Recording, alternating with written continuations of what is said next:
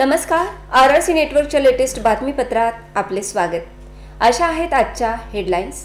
प्रस्तुत करता the smart electronics mall, MV सेल्स, खोलेश्वर रोड, अकोला। अच्छा प्रोडक्ट, अच्छी क्वालिटी। ईद ए मिलादुन्नबीची शहरात उत्साहात मिरवणूक। RRC नेटवर्कने केले लाईव्ह प्रसारण।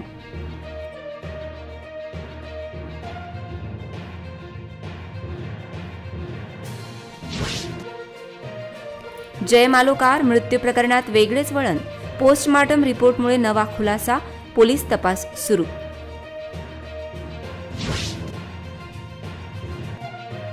दगडफेकीनंतर अकोट पोलीस ॲक्शन मोडवर। दगडफेक झाली कशी, सर्वत्र चर्चेला उधाण। शेतकऱ्यांना पाहिजे सोयाबीनची दरवाढ। टाळ मृदंगाच्या गजरात केले शेतकऱ्यांनी आंदोलन। बिहारचे मराठमोडे दबंग IPS शिवदीप लांडे यांचा तडकाफडकी राजीनामा। पारसच्या लांडेचा राजीनामा का?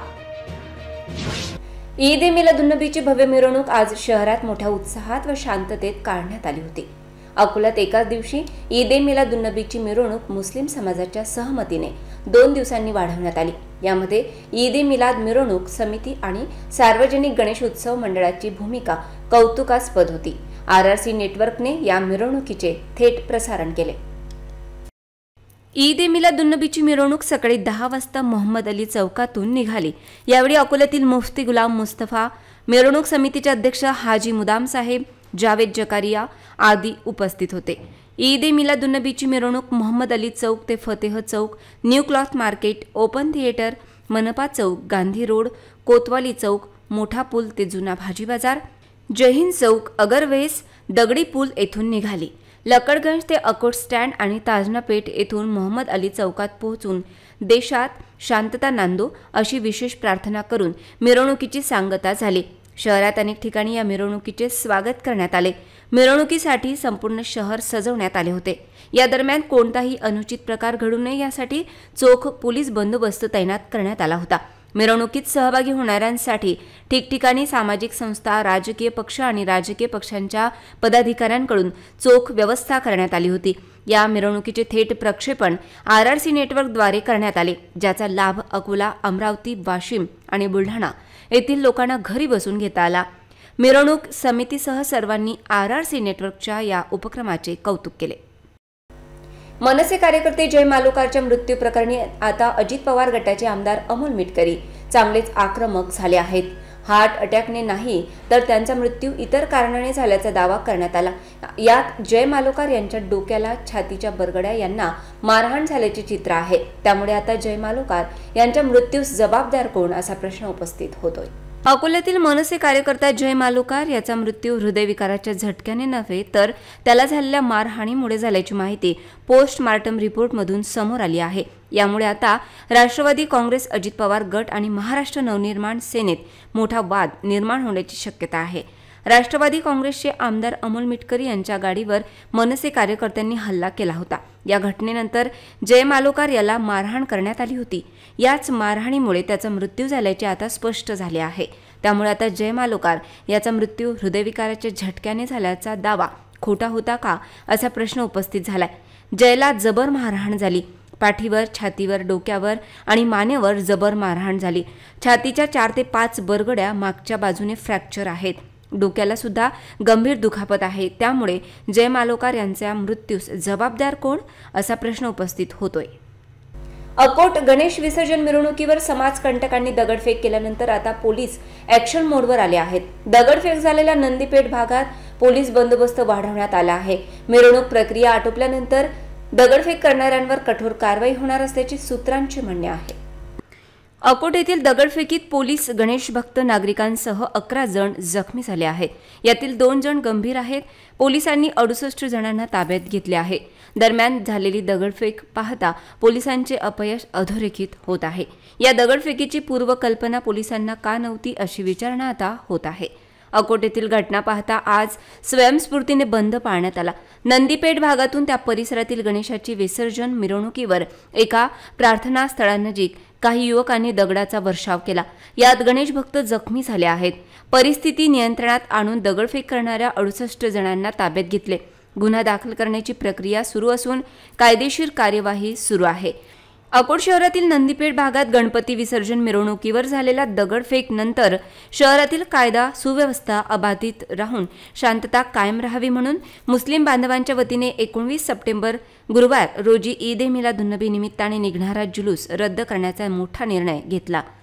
तर सकल हिंदू समाजाच्या अकोट बंदमध्ये स्वयंस्फूर्तीने अकोट बंद करण्याचे आवाहन, शाळा कॉलेज सह व्यापारी बांधवांचा स्वयंस्फूर्ती बंदला 100% प्रतिसाद मिळाला। टाळ मृदंगाच्या गजरात शेतकऱ्यांनी सोयाबीनला 6,000चा भाव पाहिजे अशी मागणी पुढे केली। या मागणीचा सरकार विचार करते की नाही याकडे सर्वांचे लक्ष लागले आहे।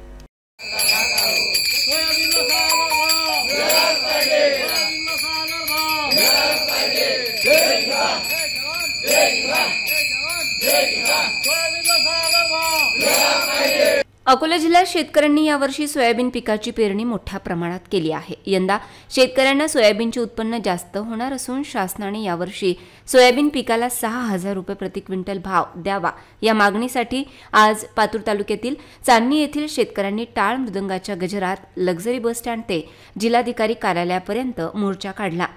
शासन शेतकऱ्यांना 3 ते 4,000 रुपये हमी भाव सोयाबीन पिकाला देते, ते शेतकऱ्यांना परवडणारे नाही। त्यामुळे शेतकऱ्यांच्या सोयाबीन पिकाला कमाल 6,000 रुपये हमी भाव प्रति क्विंटल शासनाने द्यावा अशी मागणी मोर्चामध्ये उपस्थित शेतकऱ्यांनी रेटून धरली होती।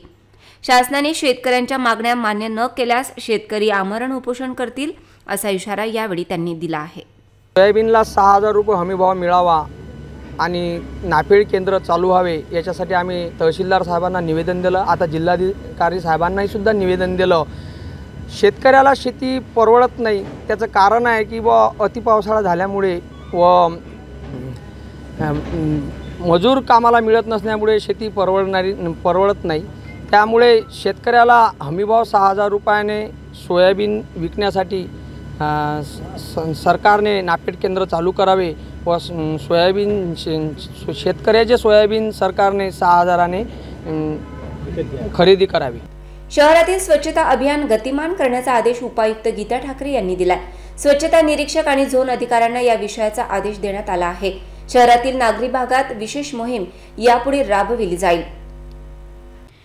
1 ऑक्टोबर पर्यंत शहरात स्वच्छता अभियान राबविण्यात येणार आहे। या अनुषंगाने मनपा उपायुक्त गीता ठाकरे यांच्या कक्षात विशेष बैठक घेण्यात आली।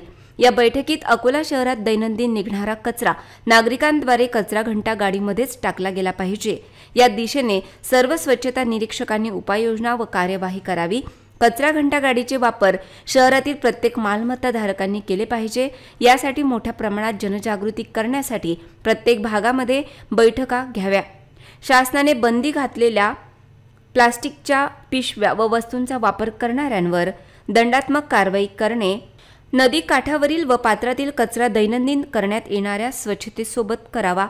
तसेच स्वच्छता ही सेवा या उपक्रमामध्ये लोकसहभाग वाढविण्यासाठी आपापल्या कार्यक्षेत्रातील नागरिकांना प्रवृत्त करण्याच्या सूचना यावेळी मनपा उपायुक्त गीता ठाकरे यांनी दिल्या।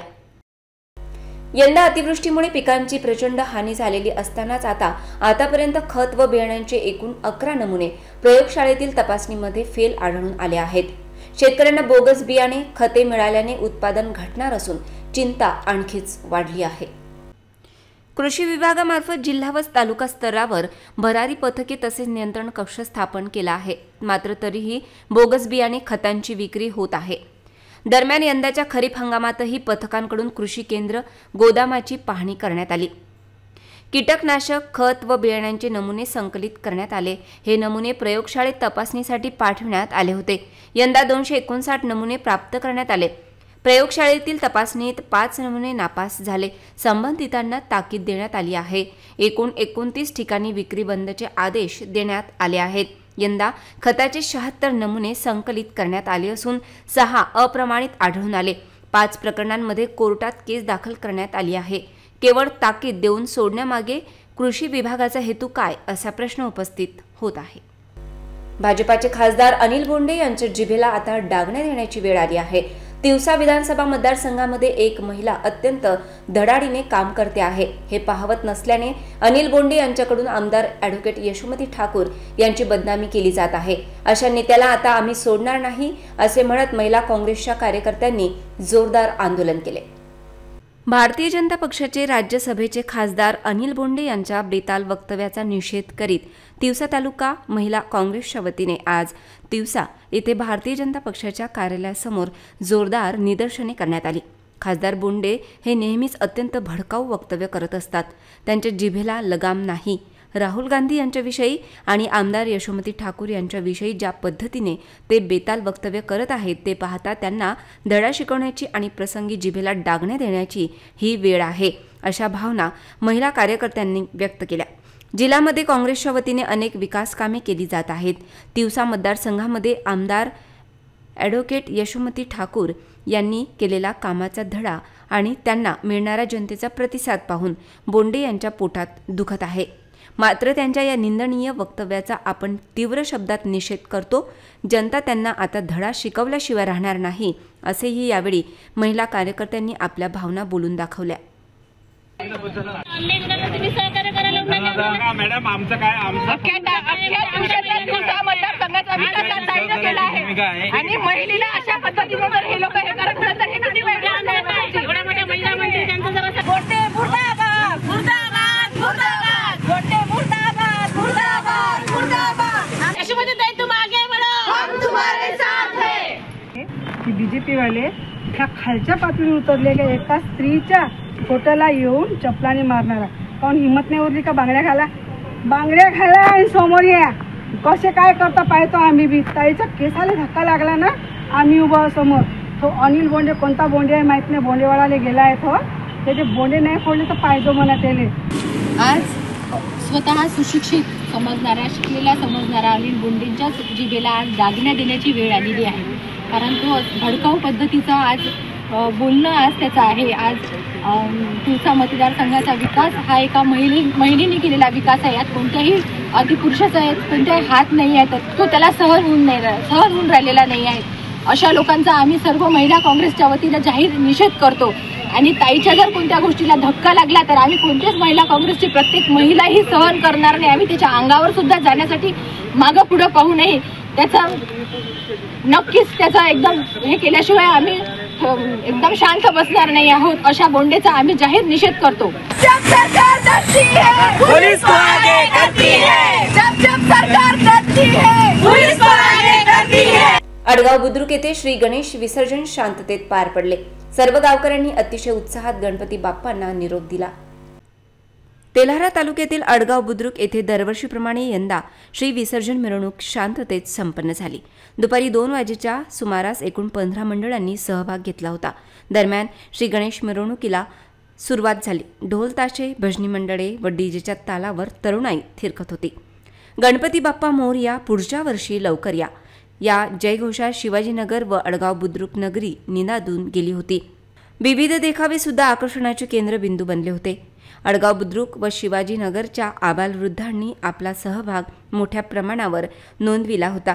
यावेळी अडगाव बुद्रुक पोलिसांनी शांतता, सुव्यवस्था, कायदा अबाधित राखण्यासाठी मोठे परिश्रम घेतले।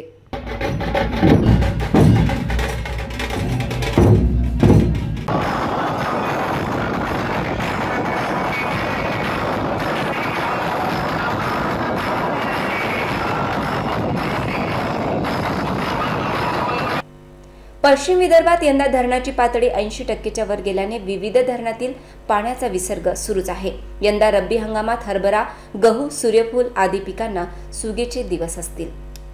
पश्चिम विदर्भातील 27 प्रकल्पातून पाण्याचा विसर्ग सुरूच आहे। यात 5 मोठ्या प्रकल्पांचा तर 19 मध्यम प्रकल्पांचा समावेश आहे। पश्चिम विदर्भात 9 मोठे, 27 मध्यम तर 253 लघु प्रकल्प आहेत। या प्रकल्पामुळे 3102.41 दशलक्ष घनमीटर साठवण क्षमता उपलब्ध झाली आहे। यावर्षी जून महिन्यात पावसाने दडी मारली, मात्र जुलै, ऑगस्ट आणि आता सप्टेंबरमध्येही काही प्रमाणात पाऊस सुरू आहे। मात्र या महिन्यात काही दिवसापासून पावसाने काही प्रमाणात विश्रांती घेतली असली तर प्रकल्पातून नदीपात्रात पाण्याचा विसर्ग सुरूच आहे। त्यामुळे प्रशासनाने नदीकाठच्या गावांना तसेच वस्त्यांना सावधानतेचा इशारा दिला आहे. अमरावती जिल्ह्यातील शहापूर, चंद्रभागा, पूर्णा, सपन, पंढरी, गरगा, यवतमाळ जिल्ह्यातील सायखेडा, गोकी, वाघाडी, अकोला जिल्ह्यातील मोरणा, निर्गुणा, उमा, घोंगशी बॅरेज, वाशिम जिल्ह्यातील अडाण, सोनल, एकबुर्जी, बुलढाणा जिल्ह्यातील पलढग, मस, उतावडी या मध्यम प्रकल्पातूनही नदीपात्रात पाण्याचा विसर्ग सुरू आहे. शिवदीप लांडे हे अकोला जिल्ह्यातील पारसचे सुपुत्र आहेत. बिहारच्या कोसी विभागाचे उपमहानिरीक्षक आणि बिहारमधील अररिया, पूर्णिया आणि मुंगेर जिल्ह्यामध्ये पोलीस अधीक्षक म्हणून काम केले आहे. छेडछाड करणाऱ्यांवर कडक कारवाई केल्यामुळे लांडे लोकप्रिय झाले होते. त्यांनी राजीनामा दिल्याने हडकंप माजला आहे. बिहारचे मराठमोळे दबंग IPS शिवदीप लांडे यांनी तडकाफडकी राजीनामा दिला आहे. मराठमोळे dashing IPS officer Shivdeep Lande यांनी आपल्या नोकरीचा भारतीय पोलीस सेवेचा राजीनामा दिला आहे. लांडे यांनी अचानक राजीनामा दिल्याने बिहार, महाराष्ट्रच नाही तर देशभरात चर्चा सुरू झाल्या आहेत. बिहारचे सिंघम म्हणून प्रसिद्ध असलेल्या शिवदीप लांडे यांच्या व्हेरीफाईड सोशल मीडिया अकाउंटवरून ही घोषणा करण्यात आल्याने पोलीस दलातही खळबळ उडाली आहे. 2 आठवड्यांपूर्वी त्यांनी पूर्णिया IG पदाची जबाबदारी स्वीकारली होती. यानंतर लगेचच त्यांनी नोकरीचा राजीनामा दिला आहे. IG कार्यालयात पत्रकारांशी संवाद साधताना लांडे म्हणाले की राजीनाम्याची बातमी खरी आहे. मी वैयक्तिक कारणामुळे भारतीय पोलीस सेवेचा राजीनामा दिला आहे. माझ्या सेवेत काही चूक झाली असेल तर माफ करावे. मी यापुढे बिहारमध्येच राहणार आहे. बिहारच माझी कर्मभूमी असेल, असे शिवदीप लांडे यांनी जाहीर केले. पुन्हा एक नजर टाकूया आजच्या प्रमुख घडामोडींवर. प्रस्तुत करता the smart electronics mall, MV सेल्स, खोलेश्वर रोड, अकोला. अच्छा प्रोडक्ट, अच्छी क्वालिटी. ईद ए मिलादुन्नबीची शहरात उत्साहात मिरवणूक. RRC नेटवर्कने केले लाईव्ह प्रसारण.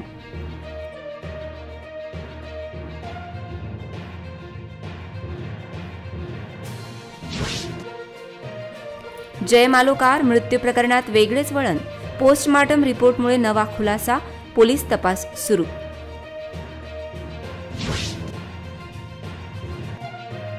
दगडफेकीनंतर अकोट पोलीस ॲक्शन मोडवर. दगडफेक झाली कशी, सर्वत्र चर्चेला उधाण. शेतकऱ्यांना पाहिजे सोयाबीनची दरवाढ. टाळ मृदंगाच्या गजरात केले शेतकऱ्यांनी आंदोलन. बिहारचे मराठमोळे दबंग IPS शिवदीप लांडे यांचा तडकाफडकी राजीनामा. पारसच्या लांडेचा राजीनामा का? बातम्यांसाठी तुम्ही पाहत रहा RRC न्यूज. 2 लाखांपेक्षा अधिक दर्शकांनी RRC डिजिटल अकोला हे YouTube चॅनल सबस्क्राईब केले आहे.